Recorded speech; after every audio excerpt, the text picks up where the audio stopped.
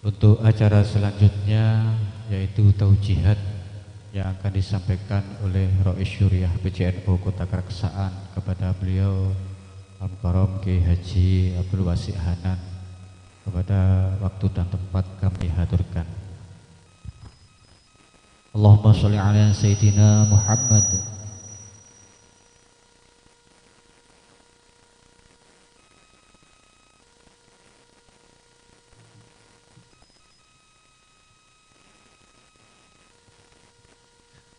Assalamualaikum warahmatullahi wabarakatuh.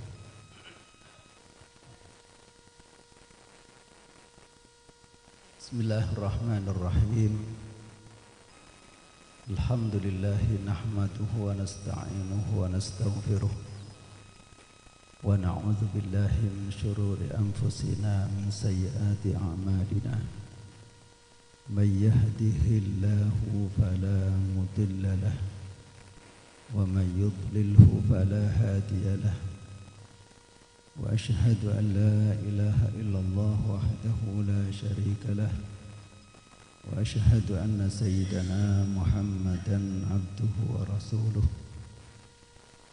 اللهم صل وسلم وبارك ومجد وعظم وكرم على عبدك ورسولك سيدنا محمد وعلى آله وصحبه ومن اهتدى بهديه. Al-Mukarramin, para kiai, baik dari jajaran Syuriah PCNU Kota Keraksaan dan MWC se-PCNU Kota Keraksaan.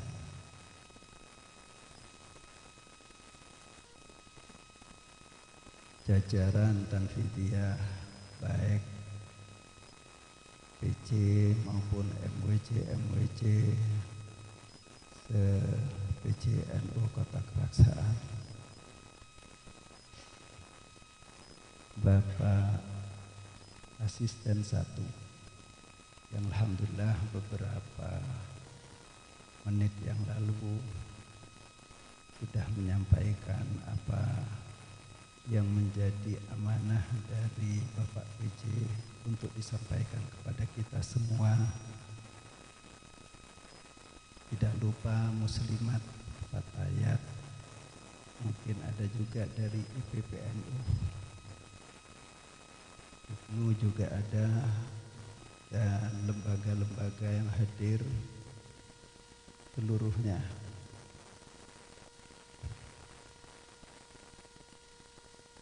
Saya cuma ingin mengingatkan saya sendiri terutama dan mungkin kepada kita semua bahwa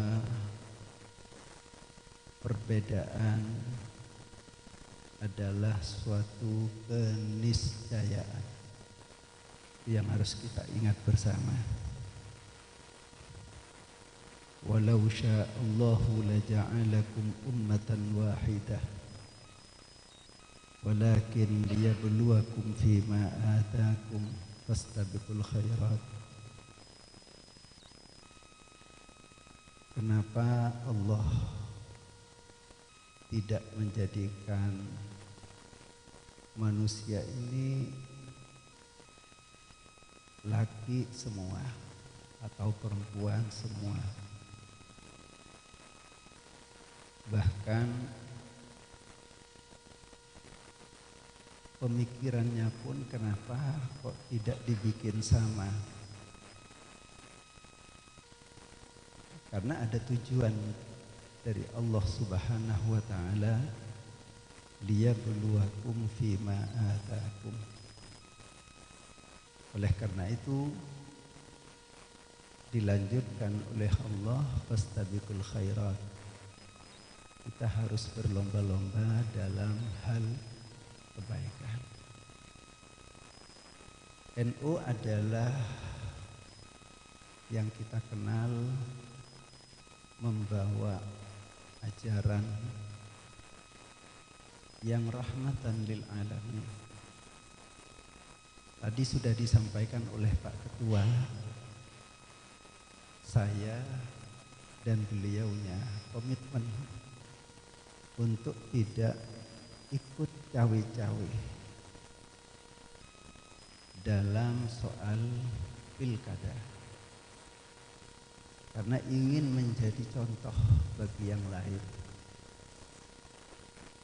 Jangankan saya berdua, misalkan saya saja yang muncul menjadi salah satu daripada tim sukses, atau sekalipun tidak sampai tim sukses, menampakkan diri di salah satu kubu, insya Allah akan membuat MWC dan ranting-ranting salbut, insya Allah gitu.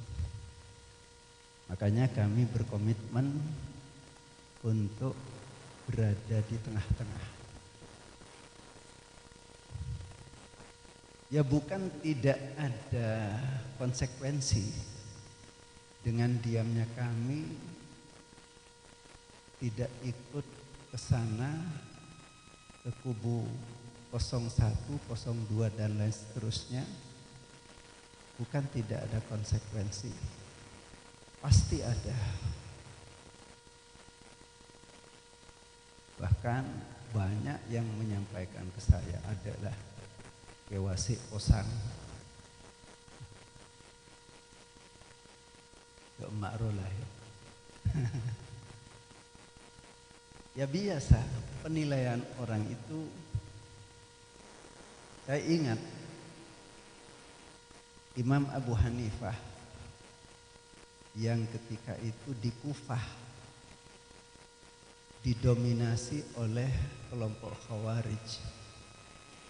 Beliau satu ketika ditangkap oleh mereka, orang-orang Khawarij, yang kalau sekarang dilanjutkan dengan istilah Wahabi, Salafi, dan seterusnya.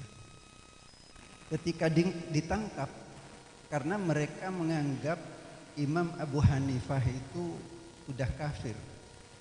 Ya maklum, Khawarij kan seperti itu, mudah mengkafirkan sesama muslimnya yang tidak seakidah dengan mereka. Termasuk Imam Abu Hanifah, karena tidak seakidah dengan mereka, kemudian ditangkap oleh mereka, lalu disuruh, tub ya Syekh, obatlah Anda dari minal kufri, dari kekufuran. Langsung seperti itu. Apa kata Imam Abu Hanifah? Anata ibun ilallah min kulli kufrin. Anata ibun ilallah min kulli kufrin. Saya bertobat kepada Allah dari setiap kekufuran. Nah, karena mereka sudah mendengar sendiri bahwa Imam Abu Hanifah bertobat dari segala kekufuran, dianggapnya Imam Abu Hanifah sudah ikut mereka. Akhirnya oleh pimpinannya disuruh kembali lagi untuk mengklarifikasi pernyataan Imam Abu Hanifah, anata ibun ilallah min kulli kufrin. Nah ternyata ketika Imam Abu Hanifah ini ditanya oleh mereka, apakah jenengan sudah ikut kami? Dan apakah yang dimaksud jenengan itu tobat dari segala kekufuran, termasuk dari apa yang kami yakini selama ini? Apa kata Imam Abu Hanifah? Beliau balik bertanya, abi dhannin taqulu hadha am bi ilmin? Apakah Anda bilang seperti itu berdasarkan dugaan ataukah berdasarkan keyakinan? Kalau memang berdasarkan dugaan, Allah sudah menjelaskan di dalam Al-Quran, ya ayyuhalladzina amanu ijtanibu katsiran minadh-dhanni inna ba'dadh-dhanni itsmun. Nah, ini yang kita jadikan pegangan, terutama saya dan Kiai Muzammil, termasuk Kiai Ghazali Bahar ini yang dijadikan pegangan. Ya, sekalipun sudah kita harus menanggung konsekuensi dari, ya maklum, yang seperti itu sudah lumrah. Wong cuma dugaan-dugaan saja. Saya cuma suatu ketika